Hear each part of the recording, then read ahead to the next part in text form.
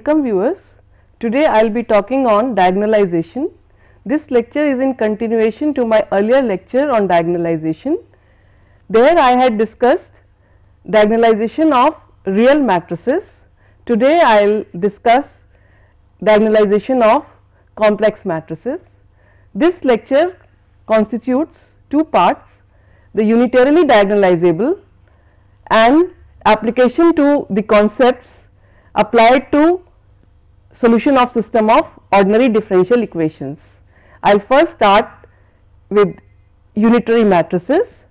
So, a unitary matrix is defined as a matrix with complex entries satisfying the condition that A inverse is equal to A star. Here A star is transposed conjugate, and that means we first take the transpose and then we take the conjugate, or we first take the conjugate and then take the transpose, and the matrix is the same as A inverse. So, first thing is that A has to be invertible, only then we can say that A inverse is equal to A star.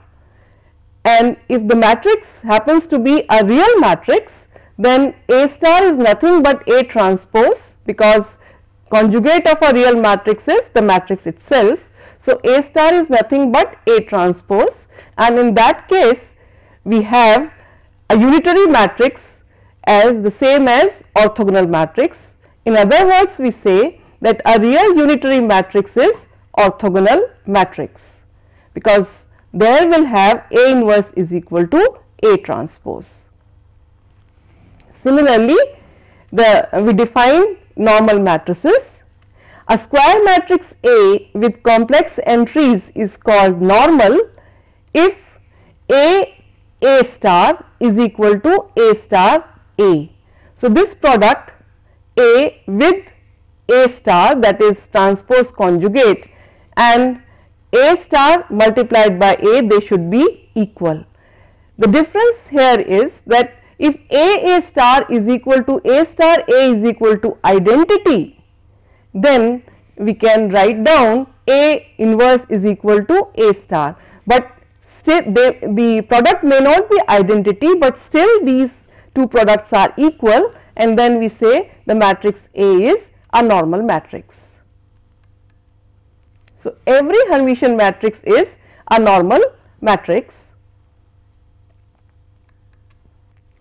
because A star is equal to A star A if it is a normal matrix, but we know that A star is equal to A for a Hermitian matrix.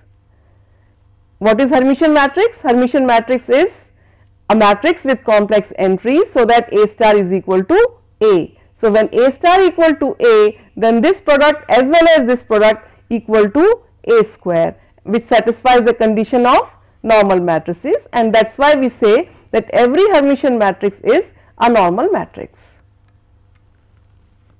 and every unitary matrix is normal. It is just an extension of what we have discussed just now.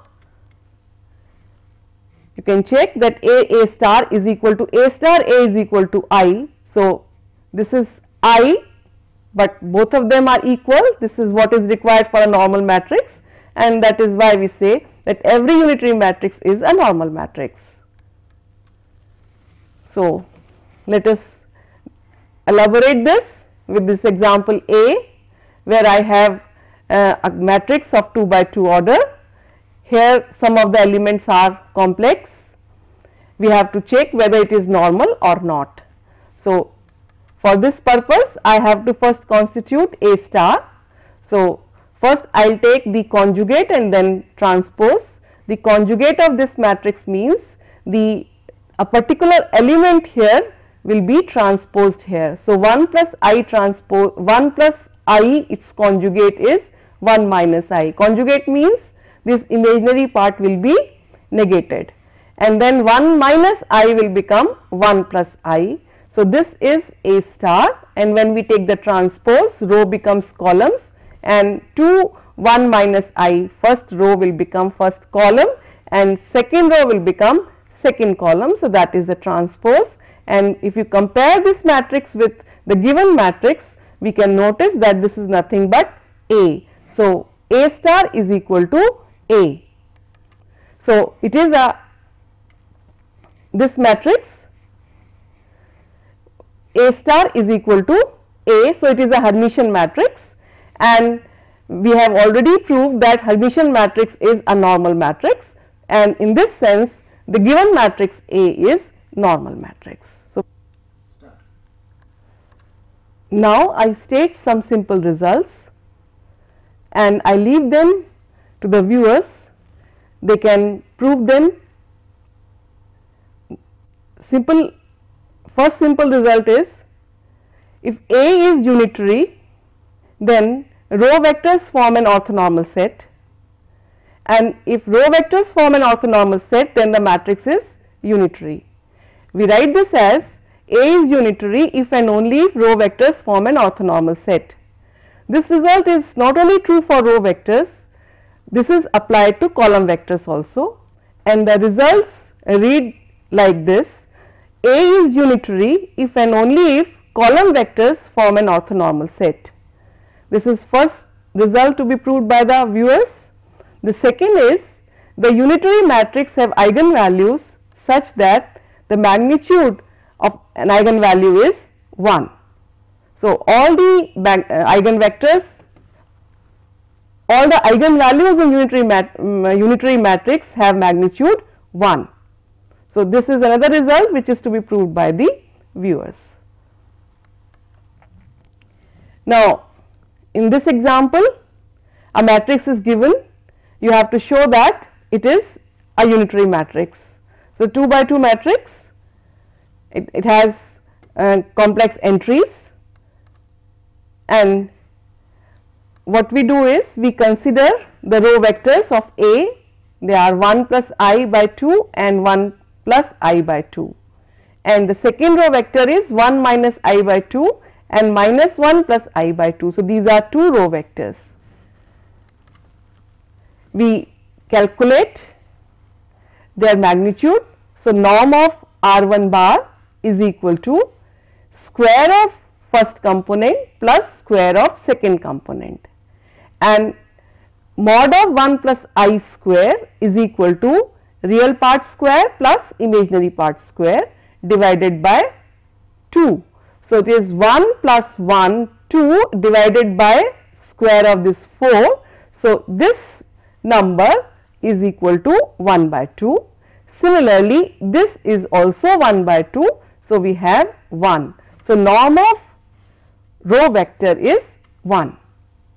Then on the same lines, one can find the norm of second vector, and it is 1 minus I by 2 magnitude of this plus minus 1 plus I by 2, this is the second component and its square, and when you calculate this, it is 1 by 2 and this is also 1 by 2.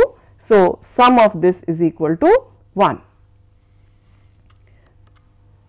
Now, R1 dot R2, that is inner product of R1 and R2, it is 1 plus I by 2 multiplied by 1 minus I by 2 and its conjugate plus 1 plus I by 2 into minus 1 plus I by 2 its conjugate, and when you perform this multiplication, this comes out to be 1 plus I by 2 and conjugate of this is 1 plus I by 2 plus this remains as such, but its conjugate will be minus 1 minus I by 2. So, this is, one can take this minus common and it is 1 plus I by 2 and 1 plus I by 2 with negative sign.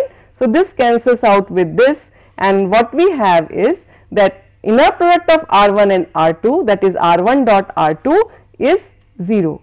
So, what we have is, we have two rows R1 and R2, their dot product is 0 and their magnitude is equal to 1, and that means the matrix which is given to us has row vectors which are orthonormal. They are normal because of this, they are orthonormal because their magnitudes are 1. So, in this way we say that A star is equal to A inverse, it is a unitary matrix. So, this we are not actually evaluating A inverse and then saying A inverse equal to A star, we are saying that this matrix has row vectors which are orthonormal, and that is how we prove A inverse is equal to A star. Actually, we are applying the result which we have stated in my earlier slides. This means that the matrix A is unitary matrix. Now, before we proceed further, we will verify this. Now, if A inverse is equal to A star, then the product of the two matrices should be identity. So, we verify this and we calculate this A into A star is equal to, this is what I have, the matrix A, and this is A star, and when we multiply it, this multiplied by this multiplied by this is 1, this row multiplied by this column is 0, this row multiplied by this column is 0, and this multiplied by this is 1. So, A star is equal to identity matrix. Now, we define unitarily diagonalizable matrices.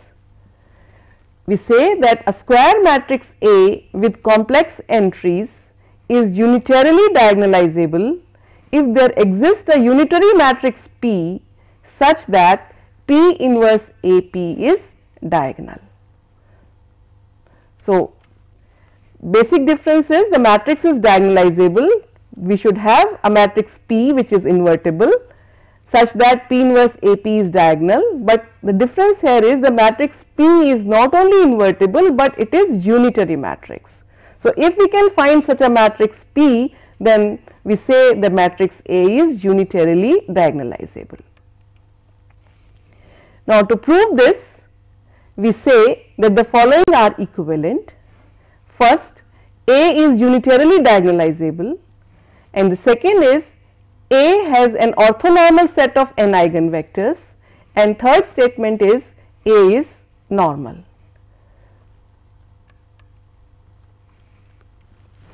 That means A is unitarily diagonalizable if it is normal.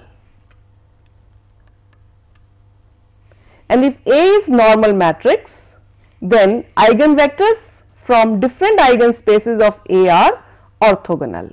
Not only orthogonal, but they are orthonormal. This particular result forms a basis for a procedure for unitarily diagonalizing a given matrix. So, let us discuss a procedure for unitarily diagonalizing a matrix. The step 1 is find a basis for each eigenspaces of A. In the step 2, we apply Gram-Schmidt process to orthonormalize the basis for each eigenspace of A.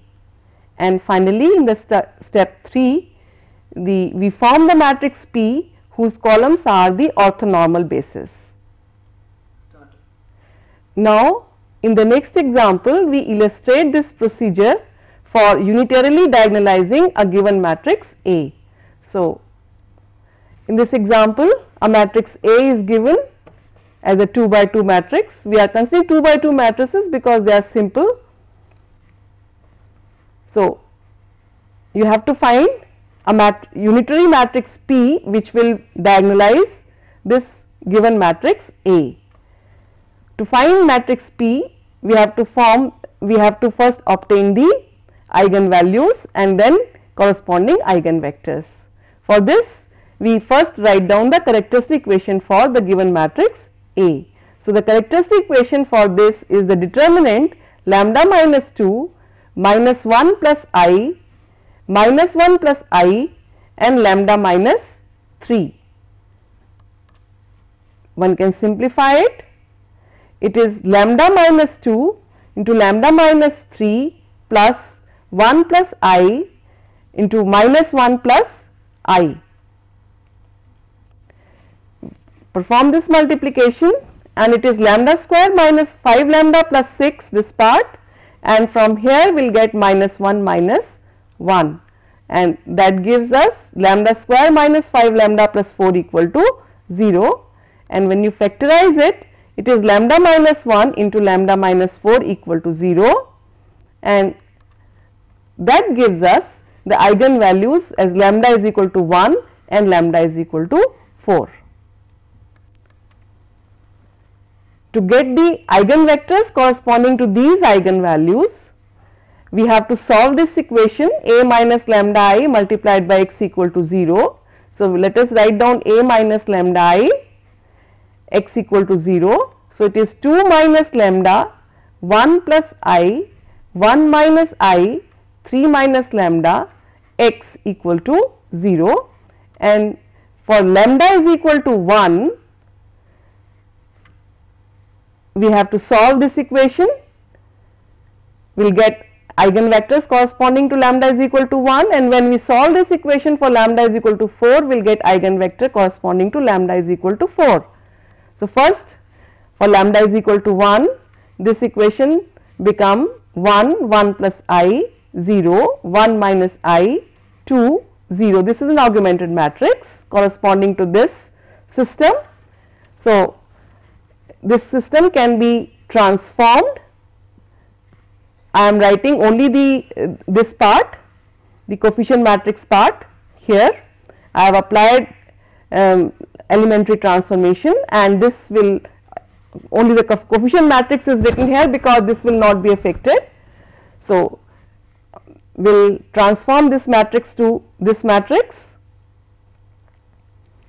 and from here one can notice that this augmented matrix will finally become this matrix, and this matrix has one row completely 0, and that means we can have eigenvector of given matrix as minus 1 plus I k into k, where k is an arbitrary value. This is an eigenvector corresponding to lambda is equal to 1, and when we write k is equal to 1, then let us say the eigenvector u becomes minus 1 plus I and 1. This indicates that it is a column vector. So, it is a transpose here. So, u is a column vector which is actually an eigenvector corresponding to lambda is equal to 1. On the same lines, we can get eigenvalues, we can find eigenvector corresponding to lambda is equal to 4. So, we consider this augmented matrix, apply elementary transformations, number of elementary transformations are required, and finally, this matrix will reduce to this matrix with one row completely reduced to 0, and from here one can easily write down the eigenvector as 1 plus I times k into 2k, because this will satisfy this equation, and that means the eigenvector is 1 plus I in comma 2 when we write k is equal to 1. So, we have another eigenvector. So, in this sense u1 is equal to minus 1 plus I by root 3 comma 1 by root 3. This is what we have obtained after normalizing the given vector u, and this is a row vector because I am not writing transpose here. So, it is a u vector. So, u1 is equal to minus 1 plus I by root 3 comma 1 by root 3 is a orthonormal vector, its magnitude is 1, and v1 is 1 plus I by under root 6 and 2 over under root 6, because the magnitude of v1 is 1 by root 6. So, v1 is a row vector with this as the first component and this is the second component, and it is again a row vector. Now, u1 and v1 form a set of orthonormal vectors, their dot product is 0 and each of them is of magnitude 1, and that means we have a matrix P which is having the two vectors as column vectors. This is first column vector, this is second column vector, and these column vectors are having magnitude 1 and their dot product is 0. So, they are orthonormal, and this characteristic makes the matrix P as a unitary matrix. And then P inverse AP is equal to a diagonal matrix. So, here we have, in this particular step we have found a matrix P which is unitary matrix for the given matrix. So, we say that P inverse AP is a diagonal matrix. Basically, we are applying the result which we have already stated. The proof has not been given here, and the proof of that theorem can again be left to the readers. So, P inverse AP is a diagonal matrix, and the diagonal elements here are the eigenvalues of the matrix A. They are 1 and 4. So, in this way we say that A is unitarily diagonalizable. Now, here we discuss applications to eigenvalue problem to the system of differential equations. Consider the system of differential equations in two variables x and y.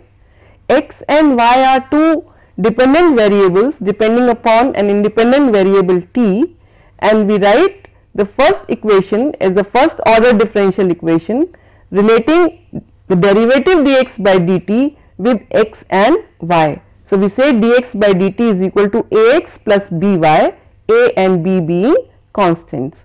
And the second equation also relates derivative with respect to y with the variables x and y.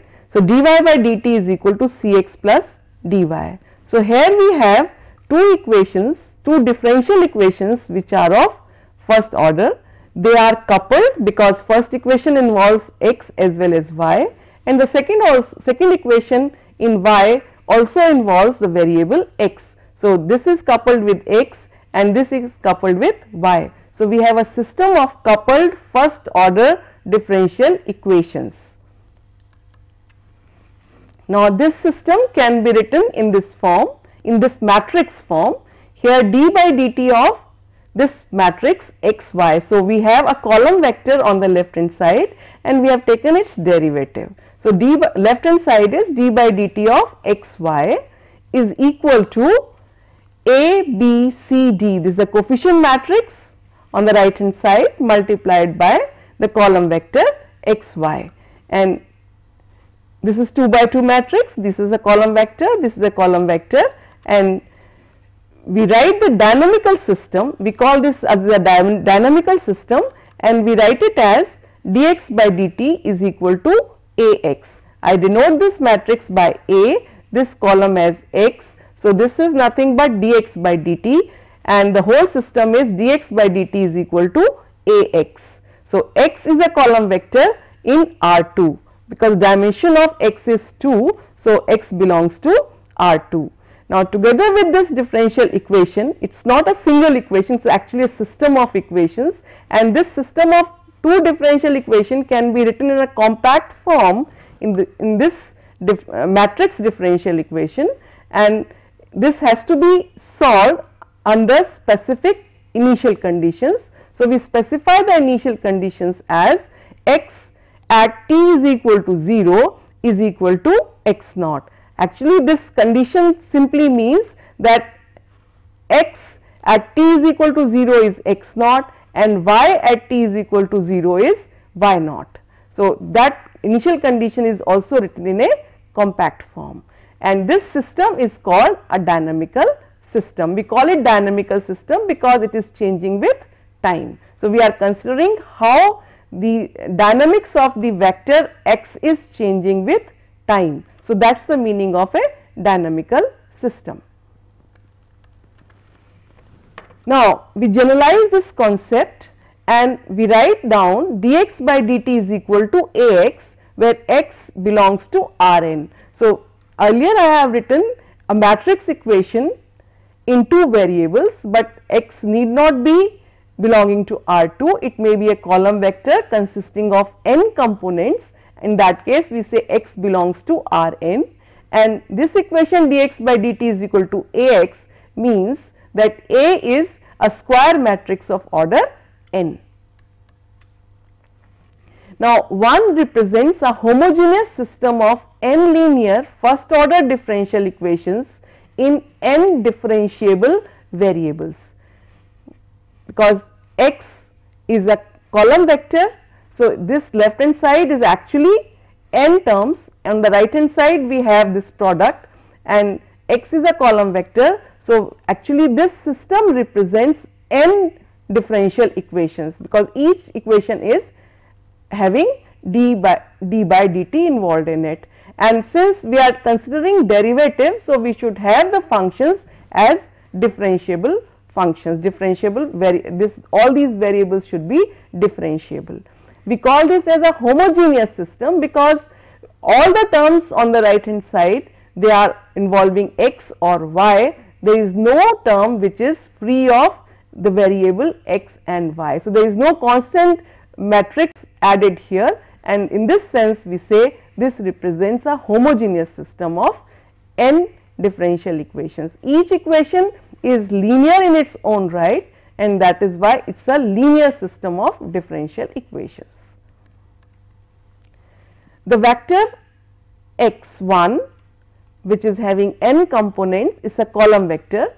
We say it is a solution of the given system 1 if it satisfies the system of ordinary differential equations, or in short we say it ODE. So, any function which satisfies this differential equations is called the solution of this system. So, we denote this solution vector as x1. All solutions of 1 will form a subspace of the vector space of differentiable real valued n vector functions. If you look at this is a solution. What is x1? x1 has to be a function of t, it has to be a differentiable function. x2 also has to be a differentiable function, because all this is, they are to be substituted here. If any of them is not differentiable, then you cannot say that it is dx by dt. When you cannot form dx by dt, there is no question of satisfying this differential equation. So, first thing is that this has to be differentiable function, and when you substitute it here, this should satisfy this differential equation. So, this each solution vector is a vector in n dimension. So, if we consider all vectors which is having n components, each of them is a differentiable function, then it will form a vector space. But if we consider all the solution space, that is the space constituting the solutions of this differential equation, then we say it will form a subspace of this vector space of n differentiable vector functions. The next, if x1, x2, xn are solutions of a system 1, then for arbitrary constants the linear combination x is also a solution. So, xt is written as c1 x1 plus c2 x2 plus cn xn. If we can write down the solution as xt consisting of this, then we say that x1, x2, xn is a fundamental system for 1. The initial condition x0 is equal to x10. If we denote the initial condition in this manner, then when we substitute this initial condition here, then all these constants c1, c2, cn can be obtained. So, in this state, at this state, these are arbitrary constants. So, x1, x2, xn, they are n solutions, their linear combination is also a solution, but if we use this initial condition, then all these c1, c2, cn will be determined, and what we have is a particular solution. So, a particular solution is the solution obtained using initial conditions, which will be free of arbitrary constants. So, these n conditions used with this will eliminate these arbitrary constants, and what we have is a solution free of arbitrary constants, and that such a solution is called a particular solution. The problem of determining the solution of system 1 with given initial condition is known as initial value problem. So, let us consider dx by dt is equal to a1, a2, an and n by n diagonal matrix multiplied by the column vector x1, x2, xn, which is nothing but x, together with the initial condition x0 is equal to x0. So, this constitute an eigenvalue problem, but it is a special case in the sense that the matrix A happens to be a diagonal matrix. That means only diagonal entries are non-zero, rest of the entries are zeros. I am considering this because this is easy to solve. So, let us solve this system. Here you can reduce this system as dx1 by dt is equal to a1 x1. So, this equation is no more coupled with rest of the equations. dx2 by dt is equal to a2 times x2, it is again decoupled with other equations. So, if the equations are decoupled, especially when we have a diagonal matrix here, then each equation can be solved independent of other equations. So, we first solve the first equation in the system, that is dx1 by dt is equal to a1 into x1. This is the first order differential equation and it is very easy to solve, and its solution will be x1 into x1 is equal to x10 e times e or exponential at. Here what is x10 is the arbitrary constant, and we can calculate this using this initial conditions. Similarly, we can calculate the second solution dx2 by dt is equal to a2 into x2 and so on. So, in general the solution of this system is written as xi is equal to xi0 e a I t. I will take values from 1 to n. I is equal to 1 will have solution of first equation, I is equal to 2 will have solution of second equation and so on. So, this is a general solution. Once we have obtained this, then x is equal to x1 comma x2 comma xn, and then the column vector is a solution of system 1, this system 1. So, this represents a solution of this equation, and if you substitute these values the way we have computed here, this is the solution vector of this differential equation. And with this, the general solution is written in this form, where I have written this first term as x10100 is a column vector e_a_1t, and the second corresponding to this I have written x20 a column vector multiplied by e_a_2t and so on. So, if you sum it up, it will be first component will be x10 e_a_1t, only this contribution will be coming. For the second term, contribution will be coming from this term only, and for the nth term it is contribution is coming from this term. So, one can write this general solution in this form. So, xt is a linear combination of these solutions. We illustrate this with this example. So, if I have given a 3 by 3 system dx1 by dt, d by dt of x2 dt and d by dt of x3 is equal to this diagonal matrix multiplied by the column vector x1, x2, x3. So, let us solve this system. This has diagonals 1, minus 2 and minus 1, minus 2 and 3, and that makes x1 is c1 et, x2 as c2 e minus 2t and x3 as c3 e3t, and that means xt is equal to c1 times the column vector 1 0 0 et plus c2 times the column vector 0 1 0 e minus 2t plus c3 as 0 0 1 e3t. So, we have obtained the general solution. Now, if the matrix is given, if the matrix A is given in the diagonal form, then things are simple, but if A is not diagonal, then system can be transformed to a diagonal system and then we can solve it. And here comes the importance of diagonalization, what we have discussed. in these lectures. So, if the matrix A can be diagonalized as this D is equal to P inverse AP, then we can solve the dynamical system dx by dt is equal to Ax, x belonging to Rn on the same lines as I have illustrated just now. So, if this is the system given to us, then we can change the variable x to Pu. So, u is a new variable and we write down x as Pu. With this transformation, P be invertible constant matrix, then we can pre-multiply the given equation by P inverse. So, before we apply this transformation, we have to make sure that P is invertible and it is a constant matrix. So, if we do that, then P inverse dx by dt is equal to P inverse Ax.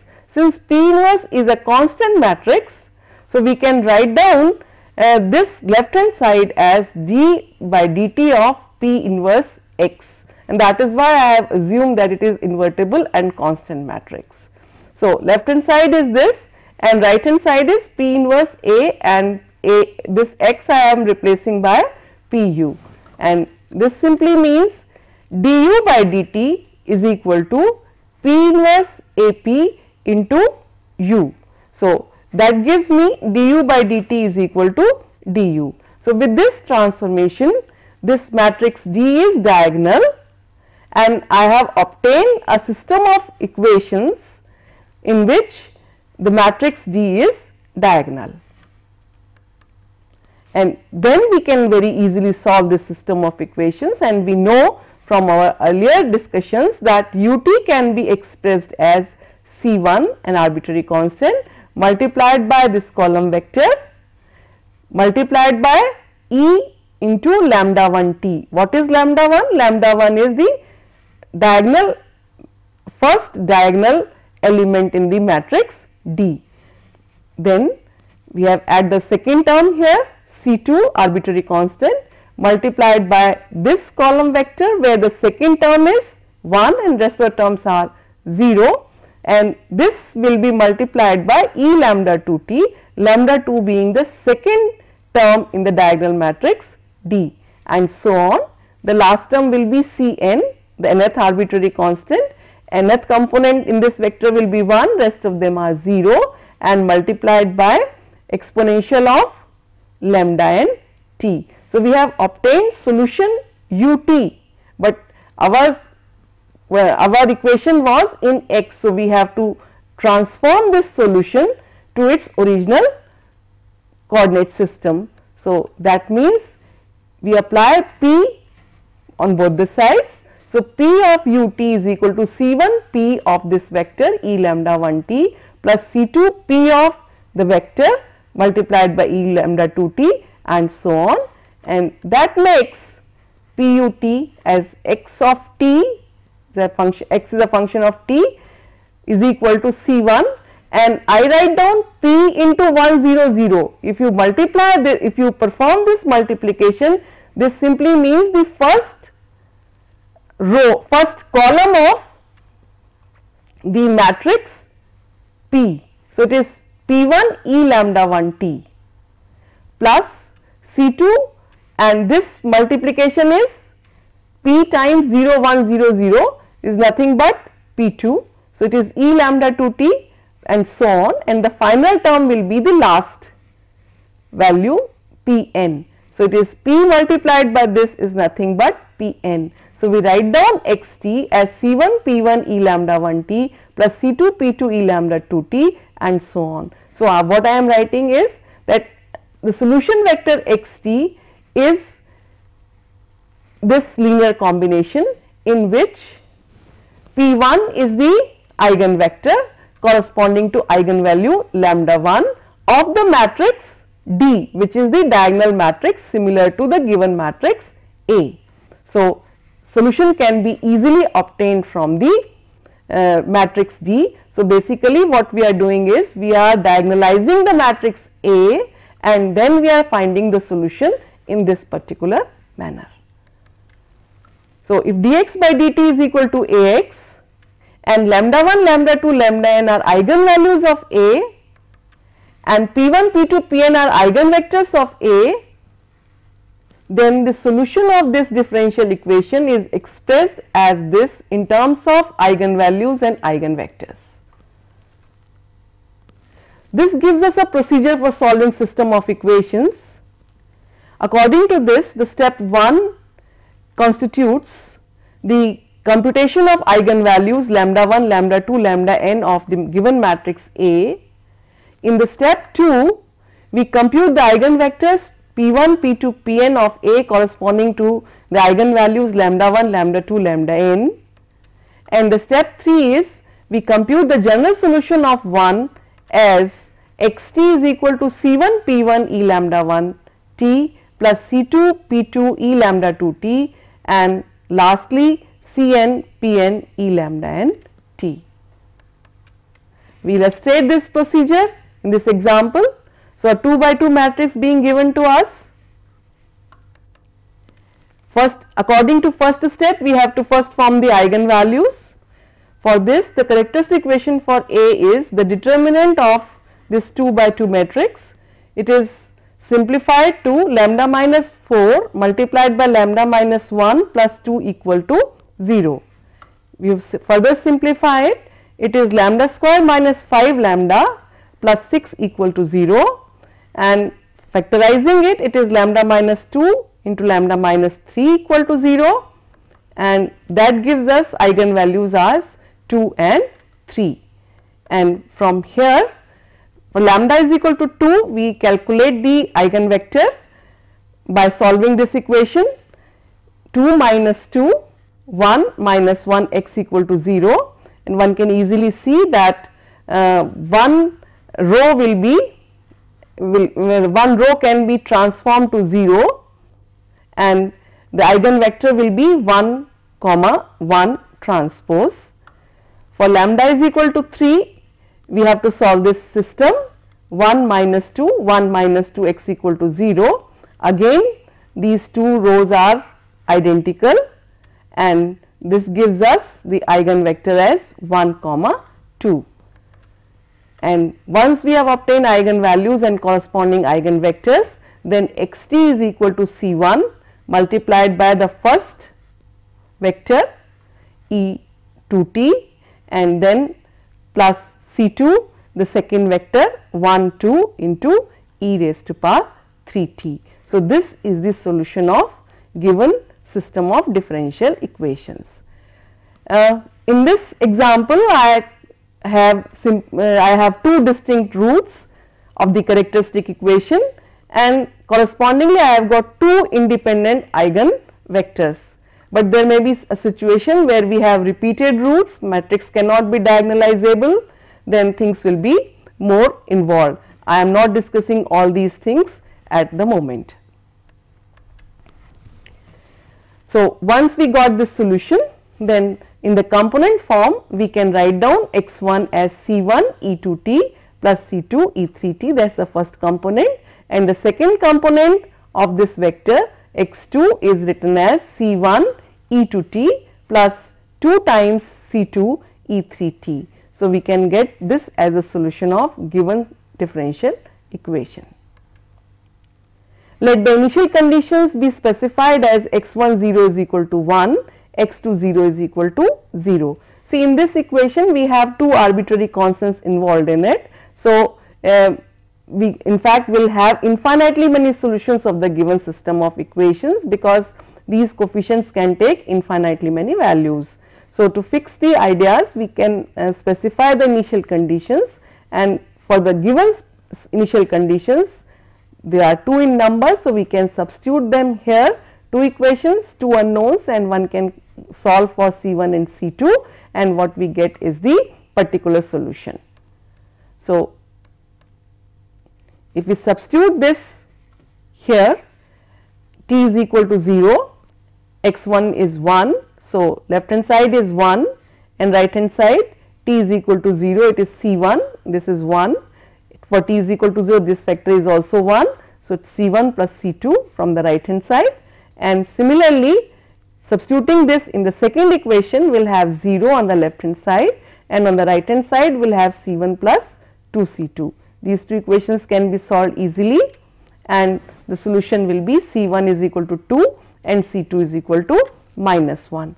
When we substitute this here, we get the solution x1 as 2 E2t minus E3t and x2 as 2 E2t minus 2 C2 E3t. So, in this example we have been given a system of differential equations together with initial conditions, or we say we have been given an eigenvalue problem, and this eigenvalue problem is solved using the concept of eigenvalues and eigenvectors. So, this concept is useful in solving system of first order linear homogeneous differential equations. Now, this can also be used in performing qualitative analysis of dynamical system. By qualitative analysis of a dynamical system, I mean to say that a given system dx by dt is equal to Ax, we may like to answer questions like existence of stationary solutions. That means, does the system have stationary solutions, or does there exist stationary solutions for this system, or we may like to know, are these solutions stable. So, if the stationary solution exists, are they stable, or what is the behavior of solutions as t tends to infinity, and is there any possibility that this system has a periodic solutions. So, when we discuss qualitative behavior of dynamical systems, we actually trying to answer these questions, and these questions can very easily be answered with the help of eigenvalues and eigenvectors related to this differential system. So, let us illustrate this. For this we require concepts like equilibrium point, sometimes we call it stationary point. We define a stationary point as x naught y naught for the given system such that dx by dt is equal to 0. By this I mean that 0 0 is equilibrium point, because this system means dx by dt is equal to Ax is equal to 0. Now, Ax is a homogeneous system, and this homogeneous system will always have 0 0 as a solution. So, 0 0 is equilibrium point. There may be other equilibrium point possible for this dynamical system. For this equilibrium point or more equilibrium points, we may like to perform the phase plane analysis. By phase plane analysis, I mean to say that if x and y are state variables of phase space analysis, then what are the solution trajectories on xy plane, and these trajectories, when they are drawn on xy plane, they constitute phase portrait, and this analysis is called phase plane analysis. So, analyzing these trajectories on the phase plane comes under phase plane analysis. It is a 2 dimension, then it is phase plane analysis. If the system has more than 2 variables, then what we have is a phase space analysis. So, we try to see how this trajectories look like on xy plane. And then the behavior of solution near equilibrium point characterize the type of equilibrium point. So, what are the equilibrium points, what are their characteristics, we illustrate with the help of eigenvalues and eigenvectors. Let us see that. We have the solution of the system as xt is equal to C1 P1 E lambda 1 t plus C2 P2 E lambda 2 t for a 2 dimensional system. Now, since this solution depends upon eigenvalues lambda 1 and lambda 2, so the behavior of the solution depends upon the eigenvalues lambda 1 and lambda 2. So, we consider different cases. The case 1 is then when the eigenvalues are real, and in this case I will subdivide into case 1 as eigenvalues are positive, eigenvalues may be negative, eigenvalues may be one positive, one negative. So, I will first discuss the case when eigenvalues are positive. So, if when the eigenvalues are positive and distinct, then solution goes away from 0 0 as t increases. This can be observed from this solution. When lambda 1 and lambda 2 are positive, this component will increase as time increases and will be going away and away from 0 0, and in such a situation we say the equilibrium point 0 0 is unstable. While in the second case, when the eigenvalues are negative, then these negative values means that this term as well as this term will become smaller and smaller as t increases. That means we will be going closer and closer to the equilibrium point 0 0, and this means that the equilibrium point is stable. In case 3, when one eigenvalue is positive, other is negative, we say that there are some trajectories where the solution goes away from 0 0 as t increases, because corresponding E lambda 1 t increases, but on some other trajectories the solution goes closer to 0 0 as t increases, because lambda 2 is negative, means E lambda 2 t tends to 0 as t tends to infinity for negative lambda 2. So, there are some trajectories which will go close to 0, but there are some other trajectories where solution goes away from 0 0. In such a situation, we say that the equilibrium point is a saddle point. In the next case, we consider that the eigenvalues are complex. When the eigenvalues are complex, we can write an eigenvalue lambda 1 as a plus ib, and since the complex eigenroots of our characteristic equation always occur in pair, so the second lambda 2 will be a minus ib, it is the complex conjugate of lambda 1.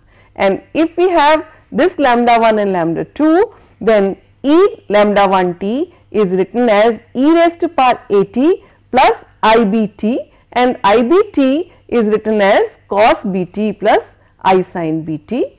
Similarly, corresponding to lambda 2, we can write down E lambda 2 t as E a t multiplied by cos b t minus I sin b t. Now, in this case, solution will depend what is the sign of A. If A is positive, then this value will remain bounded because they are sine cosine functions. So, their values cannot increase beyond 1. So, 1 or minus 1. So, this value remains bounded. So, as t tends to infinity, this may go to infinity or may tend to 0 depending upon whether A is positive or negative. So, in the case when A is positive, then we will always go away from 0 because of this positive exponent, and in that case we say the solution is unstable. However, in the case 2, when A is negative, then this term will always go closer and closer to 0, and this remains bounded. So, the total term will be going closer to 0, and we say that the solution is unstable. In the third case, when A is equal to 0, then we will have a periodic solution. What we can do is that when A is equal to 0, then first part will be cos b t plus I sin b t, the second part will be cos b t minus I sin b t, and the solution will be linear combination of these two, and this linear combination can be solved and one can find out the trajectory which is periodic. So, when A is equal to 0, we will have a periodic solution. And what we are doing here is that this is the phase space, in fact the phase plane, because this is 2 dimension, this is x axis and let us say this is y axis, and when both the lambdas are positive, the solutions will tend to 0 from all the sides, whatever be the value of lambda 1 will always tend to 0 if they are negative. So, we say the solution is stable, but when both the lambdas are negative, then we will go away and away from the solution and we say solution is unstable. So, this is the behavior of the solution, whether we are going towards the equilibrium point or we are going away from the equilibrium point. If we are going closer to the equilibrium point, we say the solution is stable. When we are going away from it, it is unstable. So, these are the cases when lambda 1 and lambda 2 are real and negative. This is the case when lambda 1, lambda 2 are real and positive. In all these cases, I am considering that the two values of lambda 1 and lambda 2 are distinct. But if it is complex value and the real part is 0, then we will always have a closed trajectory, and closed trajectory means the solution is periodic. We start from this point and will always come back to that point, and this describes the periodic nature of the solution. And whether we will be moving on this curve or will be moving on this curve, that depends upon the initial distribution or initial condition specified with the dynamical system. This is the case when the solution is unstable, and this is the case when we have complex eigenvalues. And if the real part is positive, then if we start from this equilibrium, this position, then we will go away and away from the 0 equilibrium point, and we say the solution is unstable. So, when lambda 1 and lambda 2 are complex and real part is positive, then this is the direction in which we will be moving on the phase space, and we say the solution is unstable. But if we are having the real part of the complex root as negative, then if we start from this initial condition, then we will move towards the 0 equilibrium point in this manner, and we say the solution is stable. So, from wherever we start, we ultimately tend to this 0 equilibrium point, and such a point is called stable equilibrium point. So, that is how we describe the behavior of the solution on the basis of eigenvalues and eigenvectors of the given dynamical system. So, we illustrate this for some simple problems, simple physical problems. For this purpose, I start with mass spring damper system.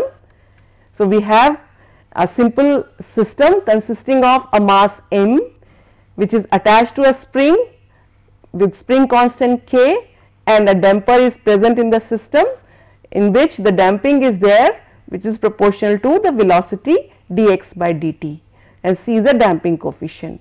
So, we will have m d2x dt square plus c dx by dt plus kx is equal to 0. So, this second order differential equation represents mass spring damper system. Similar type of second order equation can be obtained in RLC circuits, where L is the inductance, R is the resistance, and C is the capacitance, and E is the external EMF applied in the circuit. So, we write down the differential equation as L d2I dt square plus R di by dt plus 1 over C I is equal to dE by dt, I being the current in the circuit.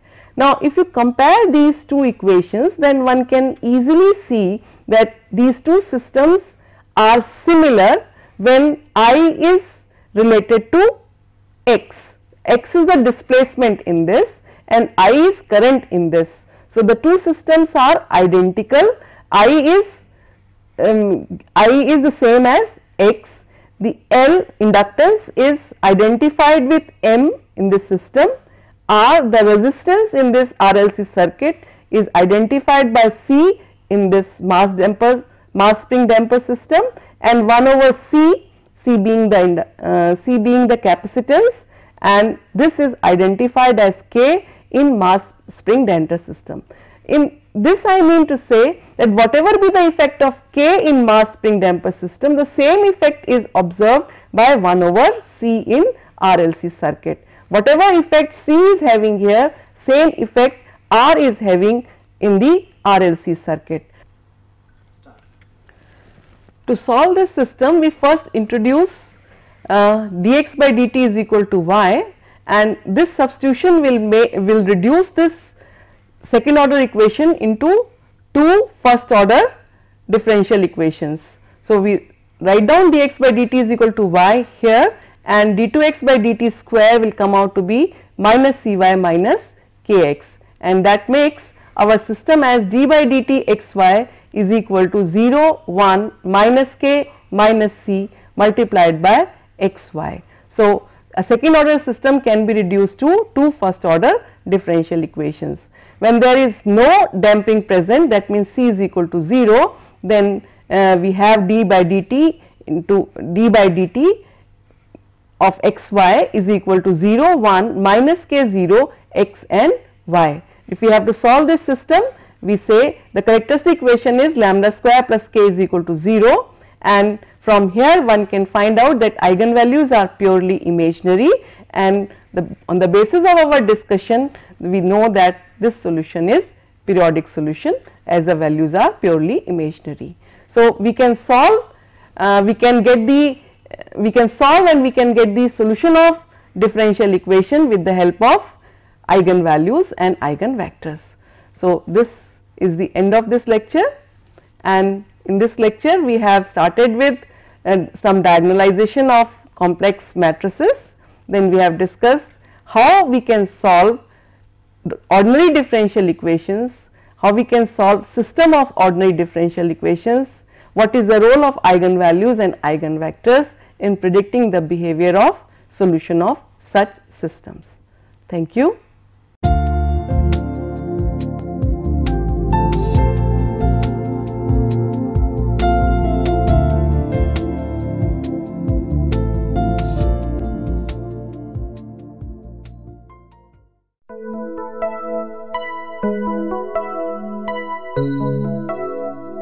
Thank you.